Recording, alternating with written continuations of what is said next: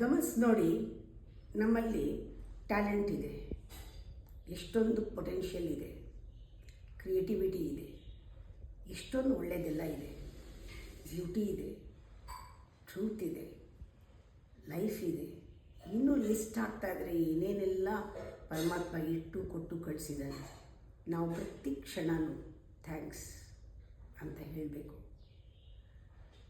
ನಾವು ನಮ್ಮ ಆ್ಯಟಿಟ್ಯೂಡು, ನಮ್ಮ ಒಪಿನಿಯನ್ನು, ನಮ್ಮ ಒಂದೇ ಪರ್ಸೆಪ್ಷನ್ಸು, ನಮ್ಮದೇ ಆದ ಕಲ್ಪನೆಗಳು, ನಮ್ಮ ಆ್ಯಟಿಟ್ಯೂಡು, ಇದೆಲ್ಲ ನಮ್ಮ ಈಗೋ ಸೃಷ್ಟಿ ಮಾಡಿರೋದು. ನಾವು ಇದಕ್ಕೆ ಥ್ಯಾಂಕ್ಫುಲ್ ಆಗಿರ್ತೀವಿ, ಇದಕ್ಕೆ ಥ್ಯಾಂಕ್ಫುಲ್ ಆಗಿರಲ್ಲ. ಎಷ್ಟು ಜಸ್ಟಿಸೇ ಇಲ್ಲ.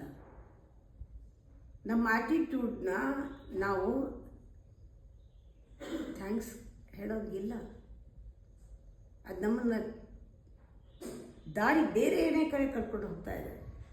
ನಮಗಿದು ಚಾಯ್ಸ್ ಇದೆಯಲ್ಲ, ಇಲ್ಲಿ ನಾವು ಯಾವುದನ್ನು ಚೂಸ್ ಮಾಡ್ತೀವಿ ಅನ್ನೋದು ಬಂಧನ ಬಿಡುಗಡೆಯ ಮೇಲೆ. ನಾವು ದೇವ್ರಿಗೆ ಥ್ಯಾಂಕ್ಸ್ ಹೇಳ್ತಾ ಇದ್ದರೆ ನಮಗೆ ಬಿಡುಗಡೆ ಆಗ್ತಾ ಇರುತ್ತೆ. ನಾವು ರೆಕಗ್ನೈಸ್ ಮಾಡ್ತಾಯಿದ್ದೀವಿ. ನಾವು ಅದನ್ನು ಬಿಟ್ಟು, ಅದನ್ನು ಮರೆತು ನಾವು ಇದನ್ನು ಅಪ್ರಿಷಿಯೇಟ್ ಮಾಡ್ತಿದ್ರೆ ಥ್ಯಾಂಕ್ ಯು ಅಂತ ಅಹಂಕಾರಕ್ಕೆ ಹೇಳ್ತಾ ಇದ್ದರೆ, ಅಹಂಕಾರ ಬೆಳೆಸ್ತಾ ಇದ್ದರೆ ನಾವು ದಾರಿ ಬಹಳ ತಪ್ಪಿರ್ತೀವಿ. ಯಾವುದಕ್ಕೆ ಥ್ಯಾಂಕ್ಸ್ ಹೇಳಬೇಕು, ಯಾವುದಕ್ಕೆ ನೋ ಹೇಳಬೇಕು, ಇದು ನಮ್ಮ ಚಾಯ್ಸ್ ಆಗುತ್ತೆ. ಇದು ಕೂಡ ಅಜ್ಞಾನದ ಮೇಲೆ. ಚಿಕ್ಕದಿರಬೇಕು, ದೊಡ್ಡ ಡಿಫ್ರೆನ್ಸ್ ತರಬೇಕು. ಚಿಕ್ಕ ತಪ್ಪು ದೊಡ್ಡ ಡಿಫ್ರೆನ್ಸ್ ತರುತ್ತೆ.